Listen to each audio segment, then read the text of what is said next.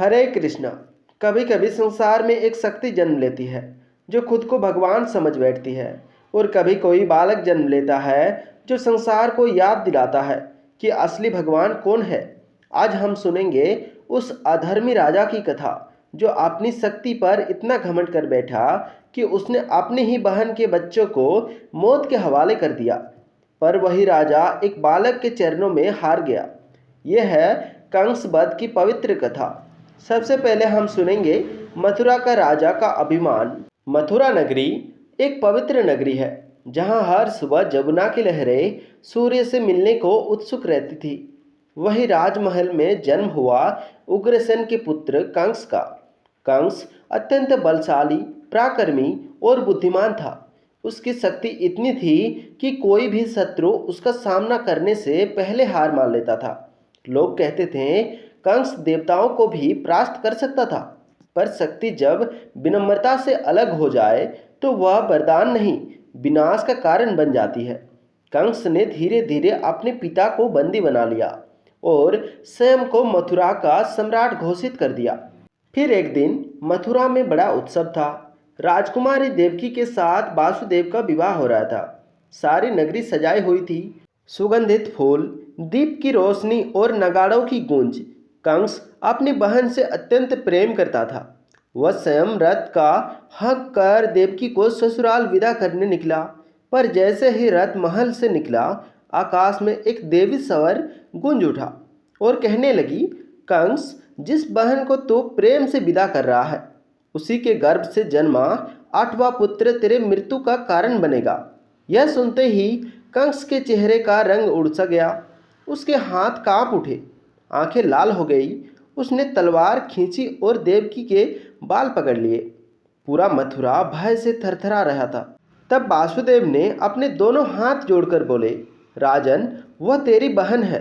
उसकी हत्या करने से तुझे अपार पाप मिलेगा। मैं वचन देता हूँ, उसके जितने भी संतान होंगे सब तुम्हें सौंप दूंगा।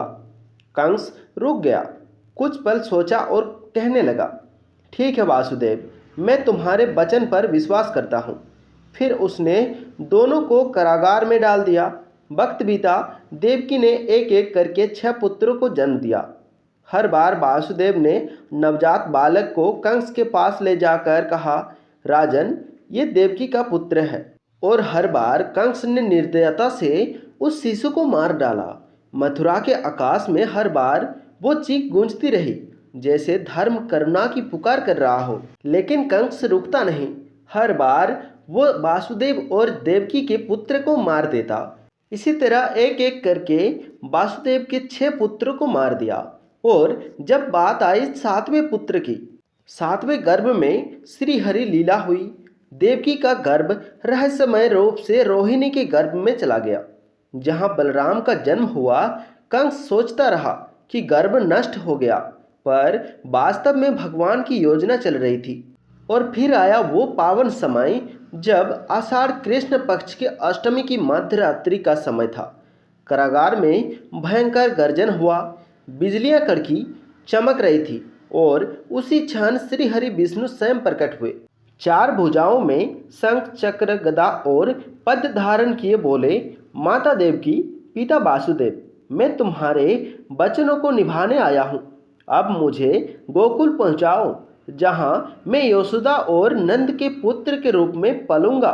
भगवान माता देवकी पिता वासुदेव को इतना कहकर कुछ ही समय में खुद बालक बन गए।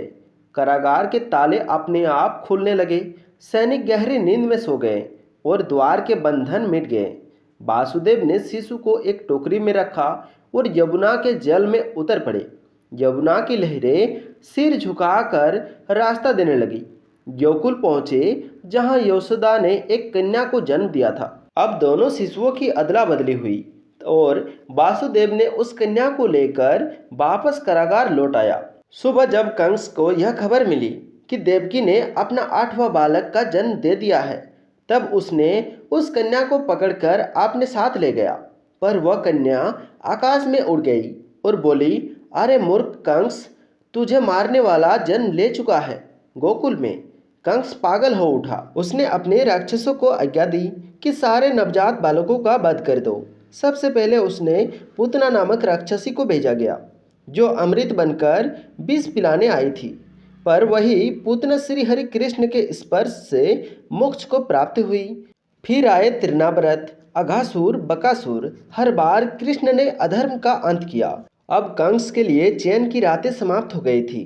हर रात उसे वही आवाज सुनाई देती, तेरा अंत निकट है कंस। आखिरकार उसने नंदगांव में संदेश भेजा कि श्री कृष्ण और बलराम को मथुरा बुलाओ। अखाड़ा सजाया गया, सभा भरी। कंस ने कहा, अगर तुम सच में देवकी के पुत्र हो तो मेरे पहलवानों को हरा कर दिखाओ। तब वहां पर मल्ल युद्ध शुरू हुआ। कृष्ण ने चारुन का वध किया और बलराम ने मुष्टिक को धराशायी किया। भीड़ गर्जन करने लगी, जय श्री कृष्ण। कंस ने देखा उसकी सत्ता बिखर रही है। वह स्वयं अखाड़े में उतरा। तब श्री कृष्ण ने शांत स्वर में कहा, हे कंस, अब समय है तेरे कर्मों का फल भोगने का। एक झटके में कंस भूमि पर गिर पड़ा। कृष्ण ने उसके बाल पकड़कर सिंहासन से नीचे गिराया और अधर्म का अंत हो गया। मथुरा में शंख नगाड़ा बजने लगी। विजय का सबने जय जयकार किया। श्री कृष्ण ने उग्रसेन को फिर से राजगद्दी पर बैठाया। देवकी और वासुदेव ने पुत्र को हृदय से लगाया और उनके आंखों से बहते आंसू कह रहे थे, अब हमारा जीवन धन्य हुआ। कृष्ण ने मुस्कुराकर कहा, माँ, यही संसार का नियम है। अधर्म चाहे कितना भी बलशाली क्यों ना हो जाए, अंत में धर्म के सामने अधर्म को झुकना ही पड़ता है। दोस्तों, कंस वध की यह कथा केवल एक ऐतिहासिक नहीं, यह स्मरण है उस सत्य का कि हर युग में जब जब अधर्म बढ़ता है, तब तब भगवान स्वयं अवतारित होते हैं। जो स्वयं को ईश्वर समझ बैठते हैं, वो अंततः ईश्वर की ही योजना का भाग बन जाते हैं। अब जब भी जीवन में अन्याय दिखे, याद रखना, अंत भले देर से आता है, पर धर्म की जीत निश्चित होती है। जय श्री कृष्ण।